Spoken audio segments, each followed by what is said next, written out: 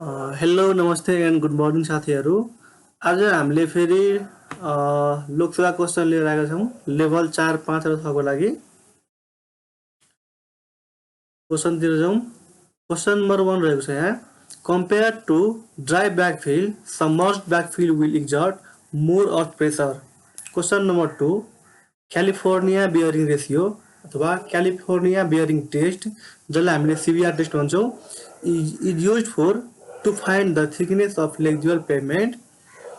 Note मा यहाँ the California bearing ratio test is penetration test. यो CBR test हाम्रो penetration test हो, meant for the evaluation of subgrade strength of road and pavement. The result obtained by this test are used with the empirical curve to determine the thickness of pavement and its component layer. Question number 4, seat pile walls are used as retaining walls for waterfront construction.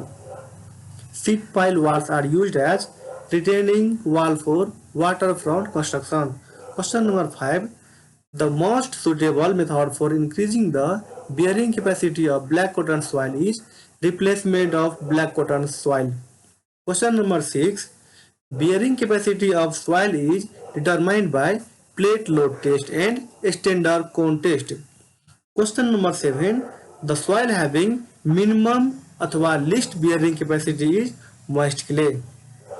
Combined footing is generally used when number of columns are 2 and spaced close to each other. A grillage foundation is used under heavily loaded isolated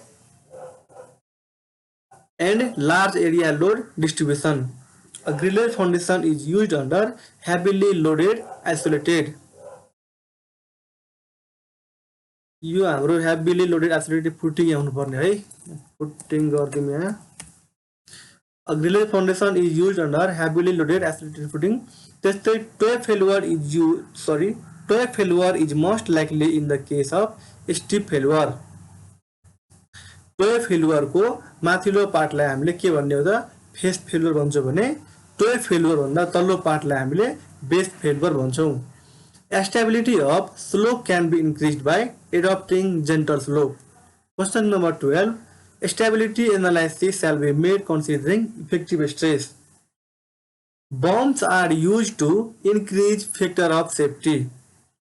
Factor of safety of slope is equal to resisting moment by overturning moment, MR by MO. Factor of safety of embankment shall be at least 1.5.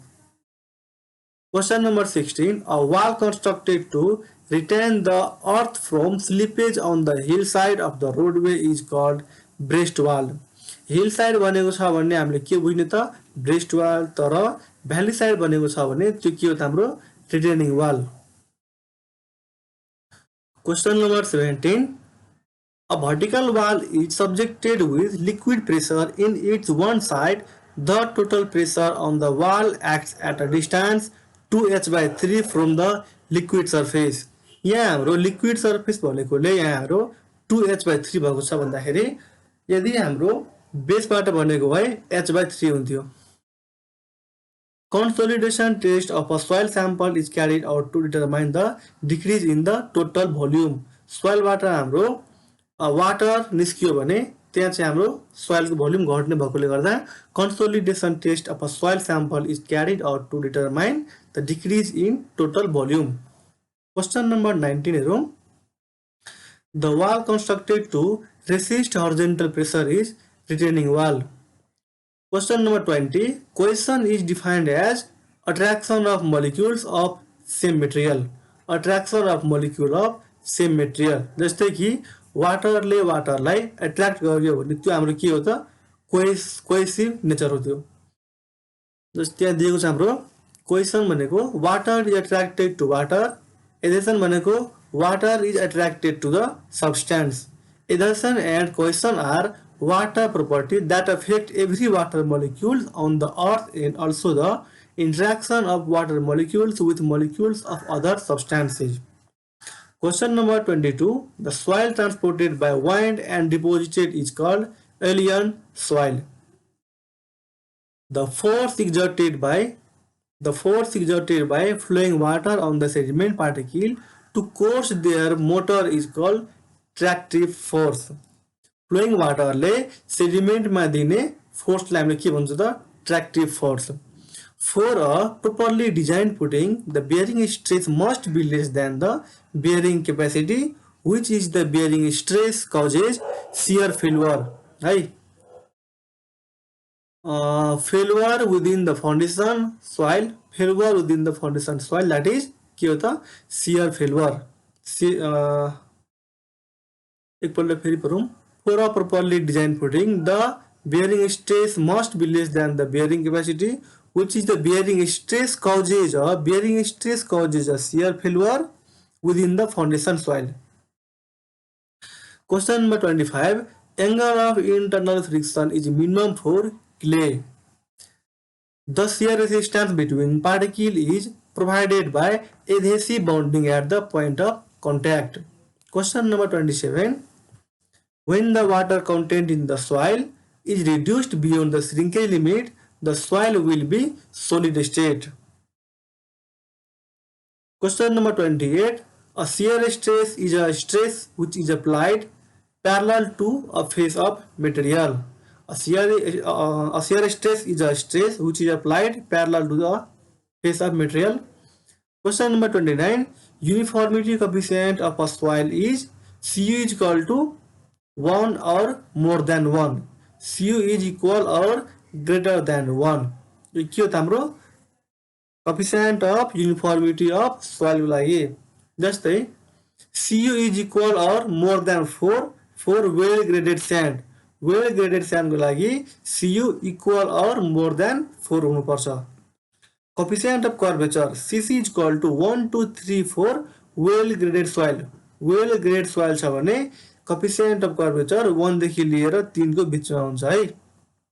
त्यस्तै gravel को लागि Cc is more than 4.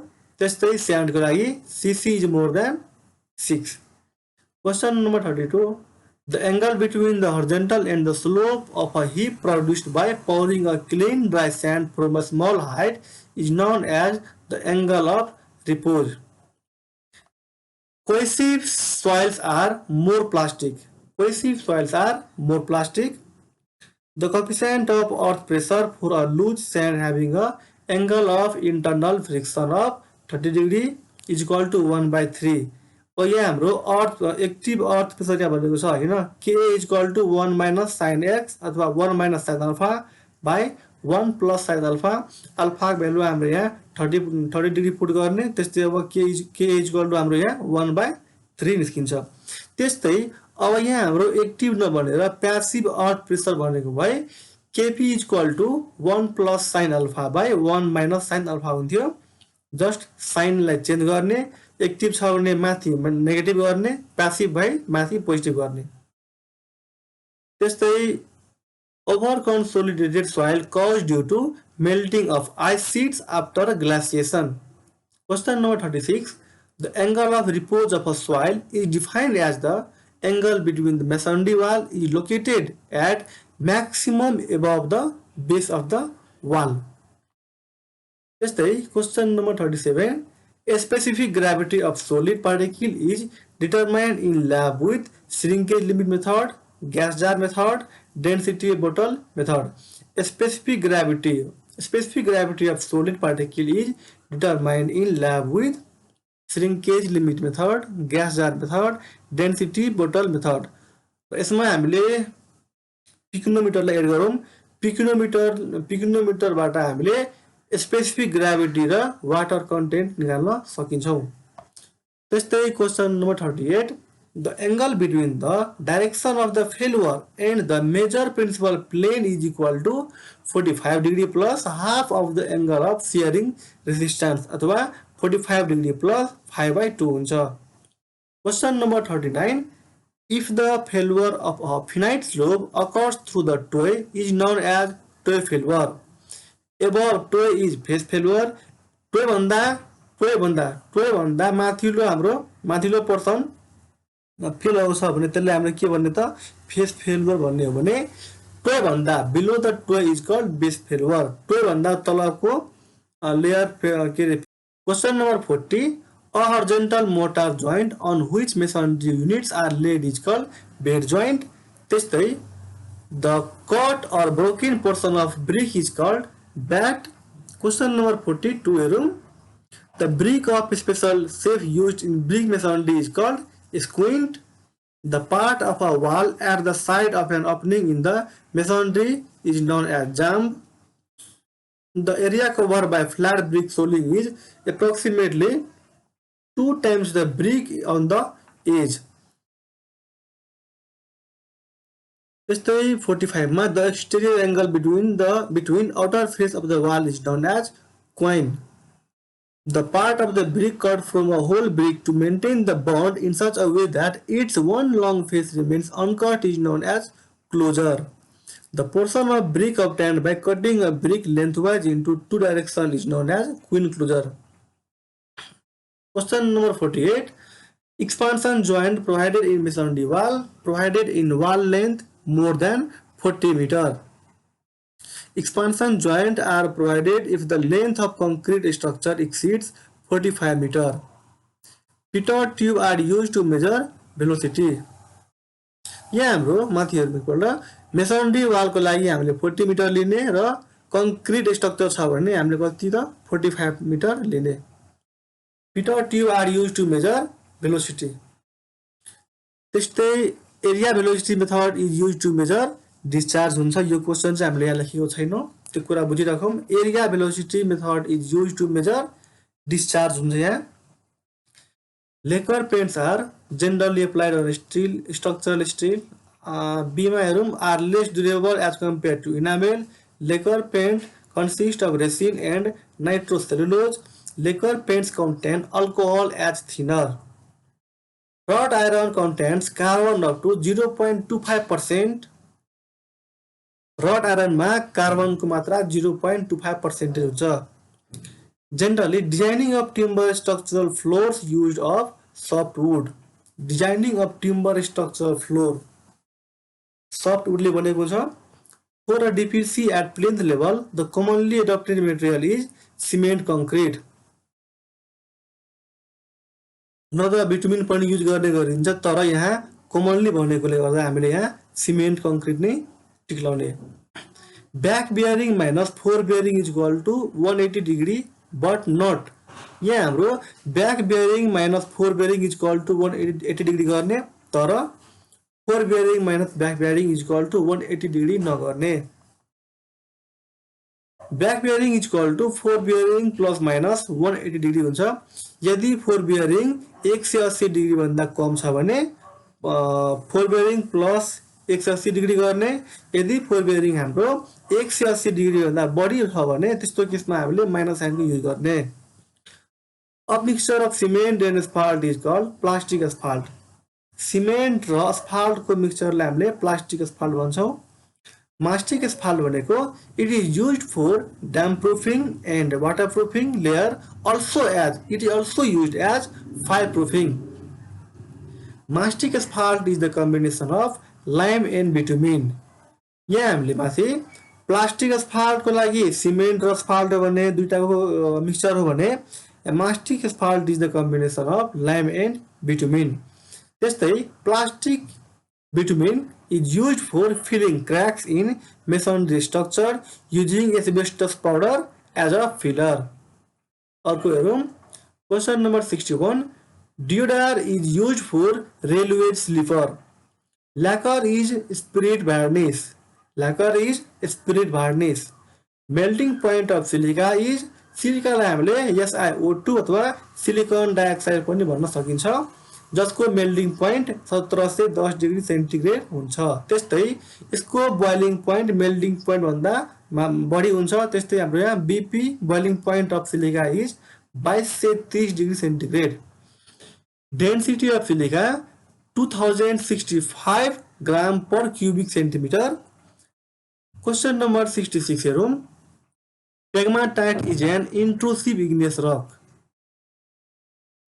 Pegmatite is an intrusive igneous rock. Igneous त igneous नै हो, तर के हो त पेग्माटाइट इन्ट्रुसिभ हो. ग्राउन्ड सर्फेस भन्दा तल हुने भएकोले गर्दा यसलाई हामीले के भन्ने हुन्छ पेगमाटाइट इज एन इन्ट्रुसिभ है rubber masonry should be hard rubber masonry हाम्रो हार्ड हुनुपर्छ त्यस्तै for retaining wall stone should be heavy retaining स्ट्रक्चरको लागि हाम्रो स्टोन कस्तो त हेभी हुनु पर्यो अर्नामेन्टल वालको लागि स्टोन कस्तो हुनु पर्यो त सफ्ट एन्ड लाइट हुनु पर्यो त्यस्तै according to ISI bitumen is classified into 10 grade ISI को अनुसार बिटुमिनलाई 10 ग्रेडमा डिभाइड गरेको छ क्लासिफाई गरेको छ the coefficient of hardness of stone used in road work should be greater than 17 road work को लागि कोफिसिएन्ट अफ स्टोन कति अरे 17 भन्दा बढी हुनु पर्यो भने बिल्डिङ स्टोन को लागि कति त 14 देखि लिएर 17 को बीचमा हुनुपर्छ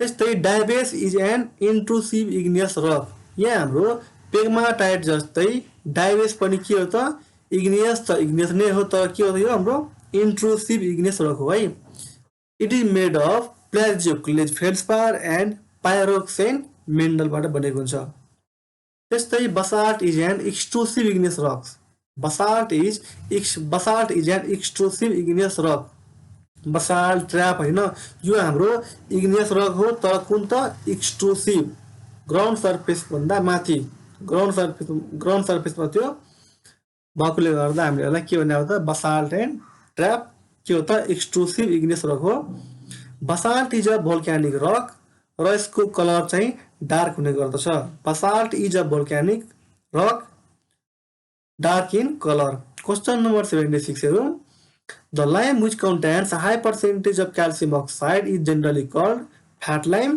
rich lime and white lime. The lime which contains a high percentage of calcium oxide CaO अथवा calcium oxide को percentage high भएको lime लाई हामीले के भन्ने त fat lime, rich lime and white lime. Question number 77 contour line with U-shaped with convexity toward lower ground indicate ridge U shape भएको contour line जसको convexity हाम्रो ground तिर हुन्छ त्यसलाई हामीले के भन्ने त ridge यो U shape को हुन्छ है त्यस्तै niche has maximum crossing strength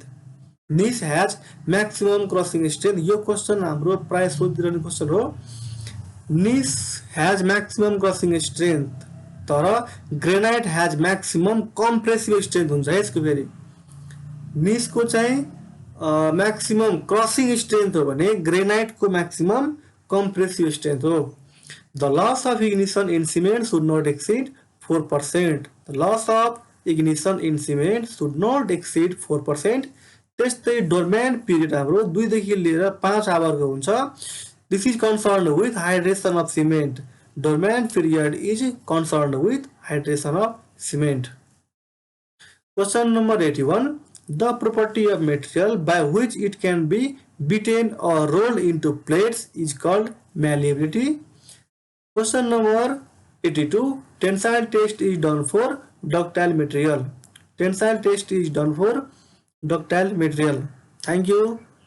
यो भिडियो तपाईहरुलाई मन पर्यो भने लाइक गरिदिनु होला, शेयर गरिदिनु होला र सब्स्क्राइब पनि गरिदिनु होला।